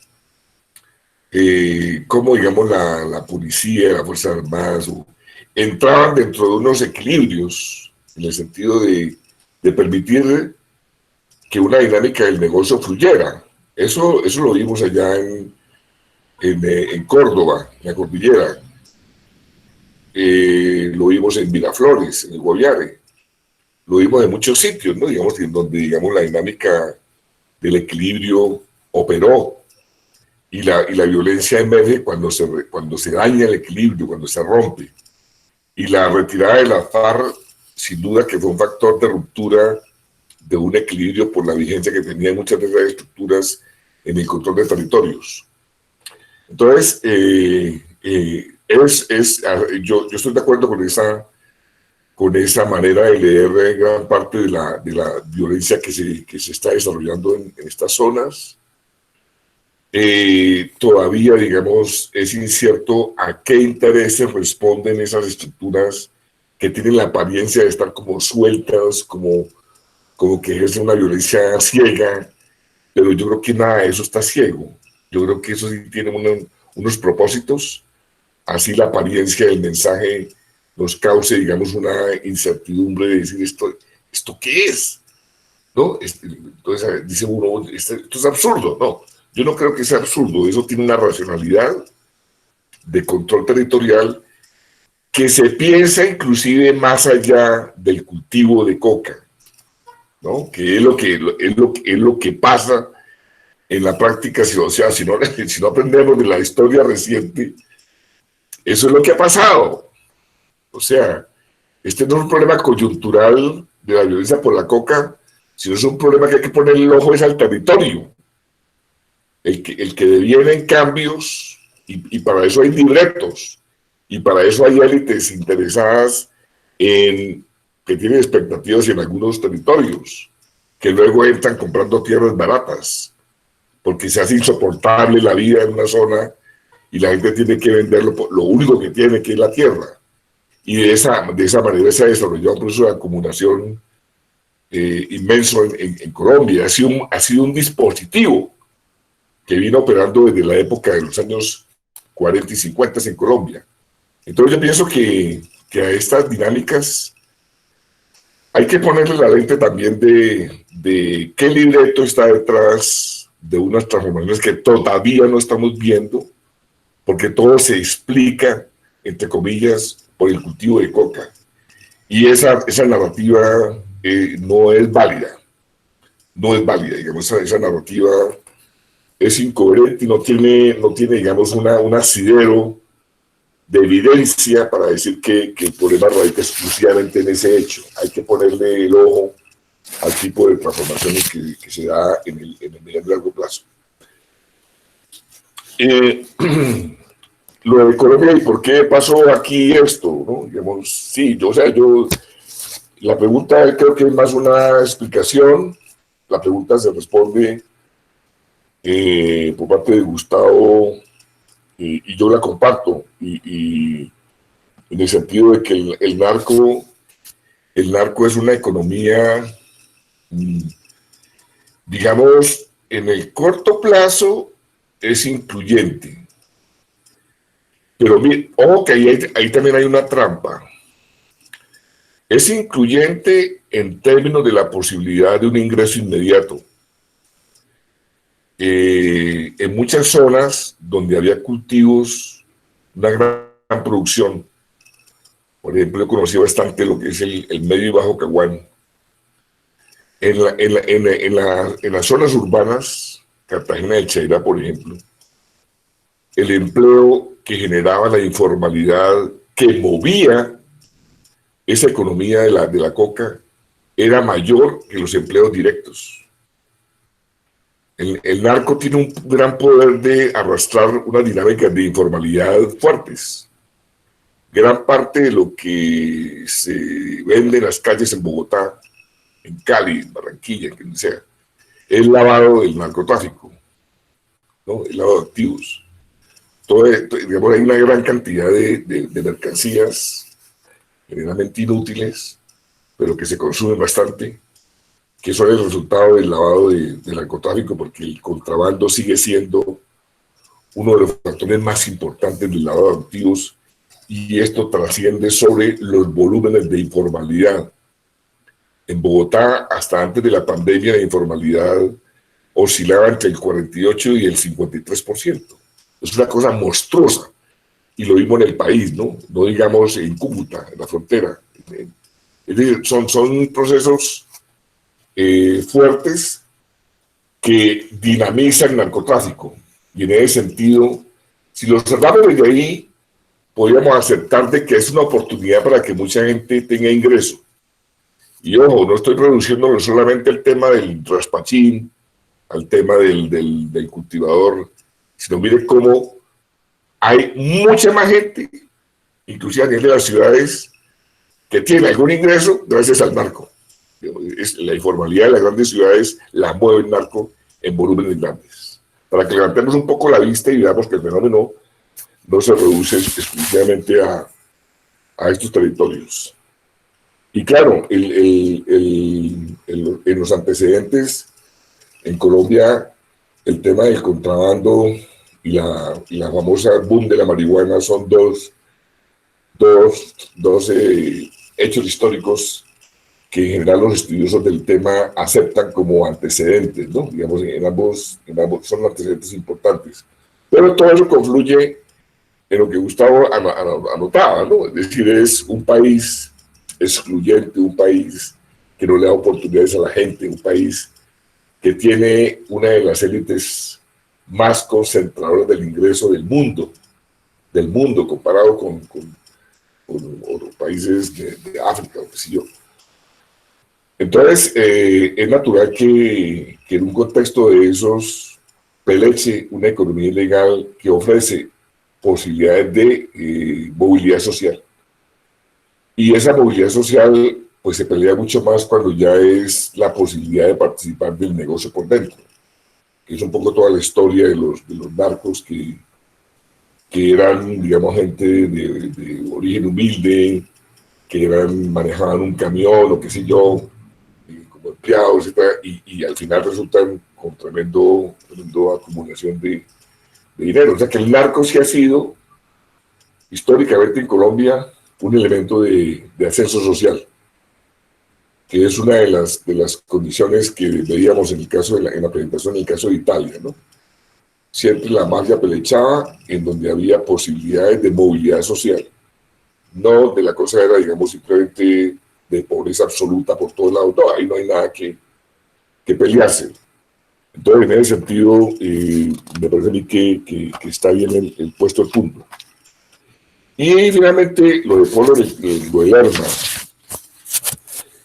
A mí me parece que esos esfuerzos son absolutamente válidos, que hay una reivindicación cultural que hay que proteger, que es el tema del uso tradicional de la hoja de coca, que el Estado debería apoyar, digamos, el acompañamiento de la universidad pública en esos procesos que necesitan, digamos, experimentación, conocimiento directo con técnicos, potenciar, digamos, las posibilidades de desarrollar usos alternativos. Digamos, todo eso me parece a mí, y esa historia del Lerma yo creo que hay que protegerla, o sea, porque tiene una historia ya larga, inclusive en Cauca hay comunidades campesinas mandeadoras de coca. Yo alcancé a conocer mercados de hoja para bandear en Bolívar, en varios sitios del Cauca, que me parece muy interesante, digamos, estos procesos. Lo que uno nota es que hay un desprecio, que hay digamos, como es una cosa de origen popular, de los sectores, digamos, también marginales, esta élite es muy despreciativa de esas dinámicas, ¿no? Y casi que no tiene, digamos, atención poder, digamos, levantar, digamos, una propuesta de este orden, y toda con las uñas, ¿no? Poder hacer los ejercicios, ONG se acompañan, en fin. Pero a mí me parece que todo lo que vaya, así sean nichos, digamos, de ciertas veredas, ciertas partes de un municipio, inspecciones, que se comprometan con este tipo de procesos, hay que apoyarlos. Me parece que, miramos, por ejemplo, la historia de los intentos por la comercialización y todos los problemas que tuvo con el INVIMA, las empresas que estaban produciendo y comercializando la hoja de coca para otros usos, ¿no? Ahí veo uno claro eso. Y esa lucha, y demanda aquí, y Consejo de Estado, y Corte Constitucional, y para que le permita, digamos, ese tipo de producción. Porque, digamos, en esta élite hay una actitud de lo que se llama el odio a los pobres, ¿no? Y esto es parte de eso, de una economía que se asocia con los sectores más pobres del país, más excluidos. No hay atención frente a eso, pero defiendo todos los procesos que vayan a favor de encontrar nuevos usos alternativos de la coca. No creo que sea la salida al problema grande de la salida para 150.000 hectáreas de coca. No es esa, pero sí me parece importante por el valor que tiene cultural, por la reivindicación que hace de una planta tradicional, por lo que significa, digamos, eso, y porque hay una historia en Lerma y en otros sitios que hay que defender, hay que protegerla, y hay que reivindicar siempre el apoyo para que esto siga adelante y los procesos de experimentación y de comercialización sean los mejores y se pueda, digamos, darle una salida a la iniciativa de las comunidades que están comprometidas con el tipo de producción. Gracias. Voy a leer un comentario, no es una pregunta de la mesa campesina, y entra el compañero Walter a hacer el cierre. Las élites en el poder, como expresión mafiosa, han hecho ajustes a la institucionalidad y a la normatividad, y han vuelto hechos ilegales e ilegítimos en hechos legales que se legitiman con los discursos y opiniones de los personajes incidentes, como el traslado de los recursos públicos a privados o todas las formas de contratación que se hacen a la talla de los operadores. El mayor botín de las élites mafiosas es el control del Estado. Compañero Walter, tiene usted la palabra. Bueno, agradecerle, profesor Ricardo Vargas, decirle que hemos tomado atenta nota de su lectura. A mí en lo personal me parece importantísimo el enfoque que usted le ha dado. Yo creo que muchos esperaban las 154.000 hectáreas, las 200.000 familias, las 57.000 hectáreas del suroccidente, lo que aportamos nosotros desde Argelia, Tambo, etcétera, etcétera. Pero creo que el enfoque que usted le ha dado nos permite identificar unos elementos que le voy a plantear rápidamente. Pero antes de ello quisiera contarle a usted y a todos y a todas una cosa importante. Cuando tuve la responsabilidad de ser alcalde encargado de Guapi, fue en el momento de un paro en el litoral pacífico. Y en ese momento fuimos a Santa Bárbara de Iscuandé a negociar. Vino gente del gobierno nacional, el gobernador del departamento y yo fui como alcalde de Guapi y los alcaldes de esa zona. Yo recuerdo que llegamos y estaba lleno el parque central de Santa Bárbara de Iscuandé. No había nadie al micrófono agitando, pero sí estaban los Tigres del Norte sonando. ¿Por qué hago esa referencia? Porque tiene que ver con un tema que ha sido fundamental en el planteamiento suyo, que es el tema cultural. ¿Qué es el tema cultural? O sea, ni siquiera la FARC fue capaz de meterles a Violeta Parra, a Silvio Rodríguez y a yo no sé quién, ¿cierto? Como en términos de construcción cultural diferente, o por lo menos a la gente de Herencia de Timbiquí, que es son quienes tienen el tema que usted puso inicialmente y que es la radiografía de lo que sucede. Usted nos ha hablado de la transformación de normas, de nuevos imaginarios sustentados en la violencia, la muerte en la esfera civil, el individualismo propio del capitalismo salvaje, que como el escorpión, ese capitalismo salvaje, le pisa la cola al modelo hasta romperlo. Es un arrasamiento de valores del Estado, etc. Hay unas prácticas mafiosas que cambian la escena social. Y esas prácticas se mueven en muchos órdenes sociales, afectación a las organizaciones, imaginarios cambian los referentes culturales, artísticos, etc. Hay un complejo entramado, no es solo el tema de la producción de los pequeños y medianos productores de hoja de coca, marihuana o amapola, no, lo que se transforma es el territorio. Y acá hay un tema fundamental, es que el monopolio de los recursos de un territorio es la garantía de la concreción de lo mafioso, que es lo que ellos hacen. La mafia no es una sociedad, no es una organización secreta, es sobre todo un método, ¿cierto? Según Hernán Hesse. En configuración de lo mafioso, la desconfianza, la incertidumbre es la clave, es la condición para que emerja eso mafioso. Es un poco lo que estamos diciendo en la zona rural del departamento del Cauca. El silencio es el seguro de vida frente a los grupos armados ilegales, que hoy muchos de ellos ni siquiera se sabe quiénes son. Vamos hacia la privatización de la fuerza pública en un trabajo que ha sido de más de 20 años, donde se ha impregnado esa estructura interna que permite que incluso su comportamiento sea un comportamiento aún con la presencia de las redes y la visibilización de abusos, etcétera, en las redes sociales, lo asuman como un comportamiento natural y digan, pues, ¿qué va a pasar acá? Esa cultura mafiosa en la sociedad es la destrucción de la esfera de lo civil y la violencia.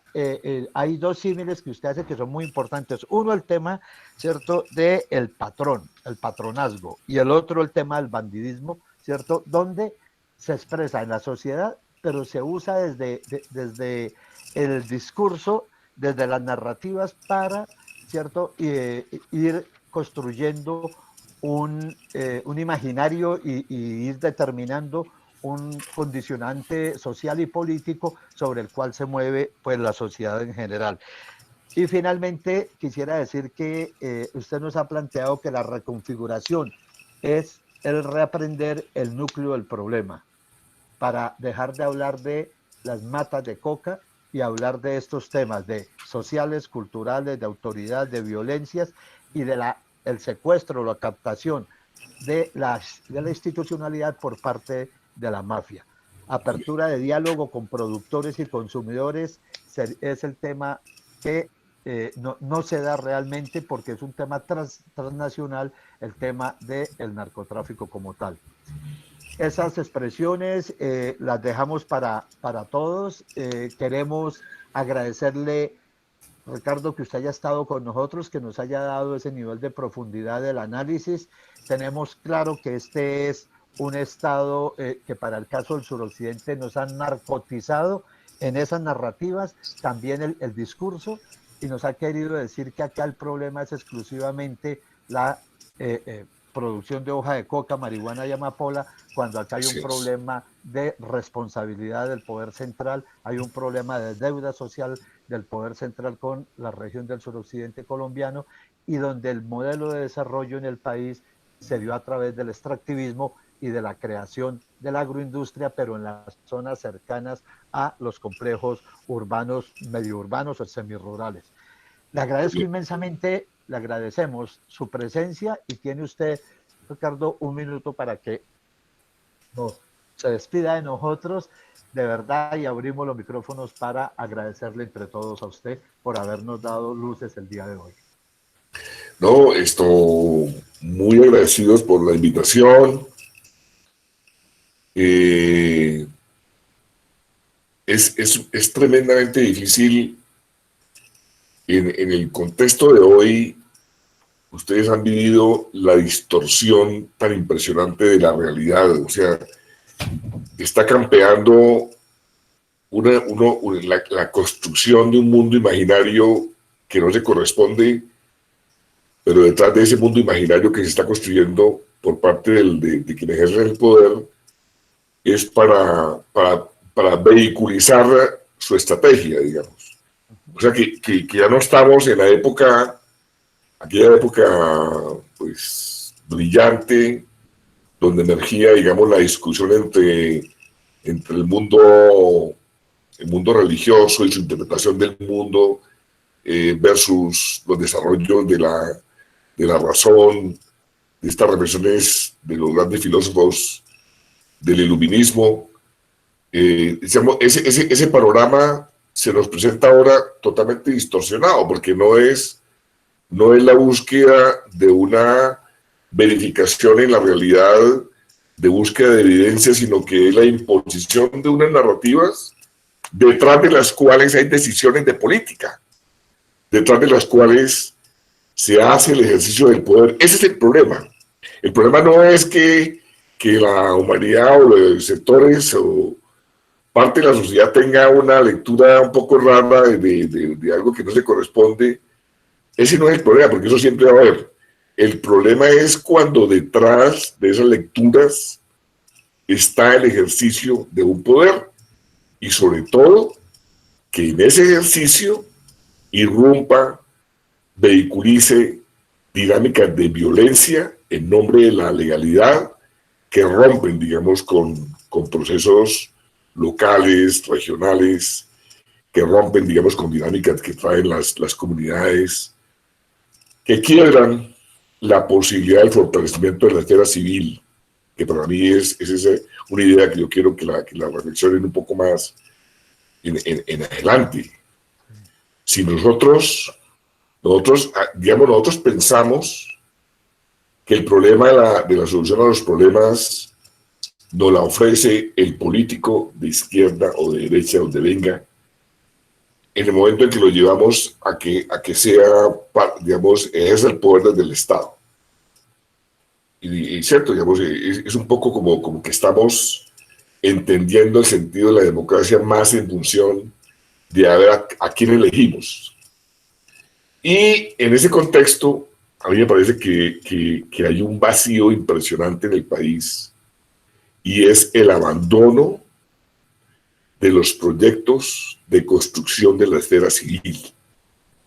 Y esa construcción es el soporte de la democratización, porque si no hay voz de estos sectores sociales, de estas comunidades, de estos grupos, pues no hay democracia, ¿no? Ese es el problema. Entonces, estamos muy atenidos a una solución estadocéntrica. Y yo creo que hay que fortalecer los procesos de inclusión social, de movilización social, para que se plasmen finalmente en procesos institucionales, en contenidos de políticas públicas, etcétera.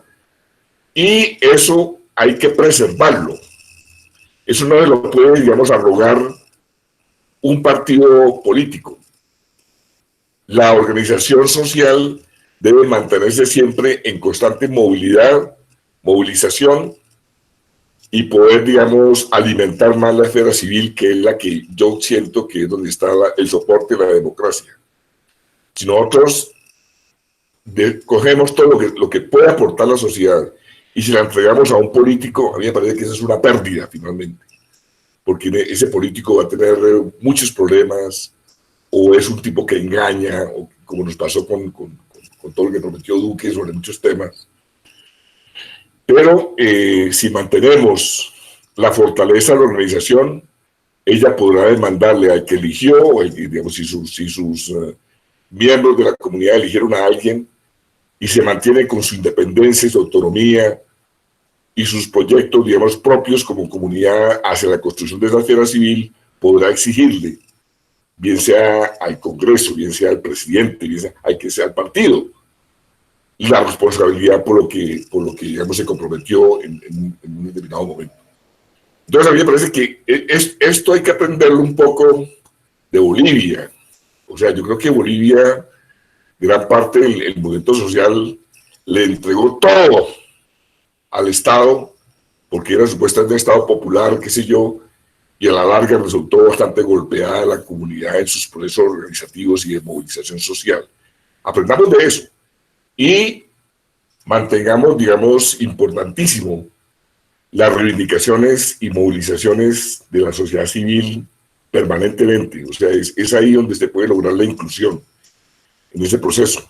No es en la apuesta de entregarle toda mi alma al político que llega pues a ofrecerme que sí va a hacer lo que yo he demandado toda la vida. No, en ese proceso hay que mantener, digamos, la posibilidad de que la organización sea un actor importante, porque yo siento que esa dinámica la abrió el proceso de paz. Cuando se echa al piso el tema de la violencia de la FARC y todo este asunto, se abre una dinámica nueva de empoderamiento social, y toda la violencia que se está ejerciendo desde entonces hasta hoy es para cortarle la posibilidad de que ese proceso cuaje. Y ese proceso iba dirigido al fortalecimiento de la esfera civil.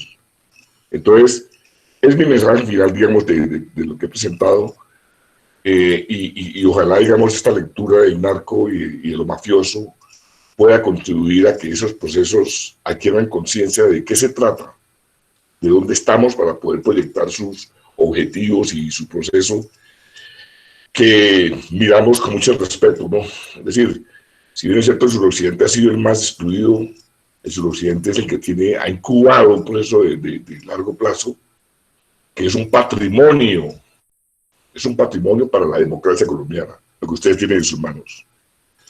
Gracias. Es ahí y por eso ha sido ahí más dura la violencia, y por eso ha sido ahí más duro el castigo.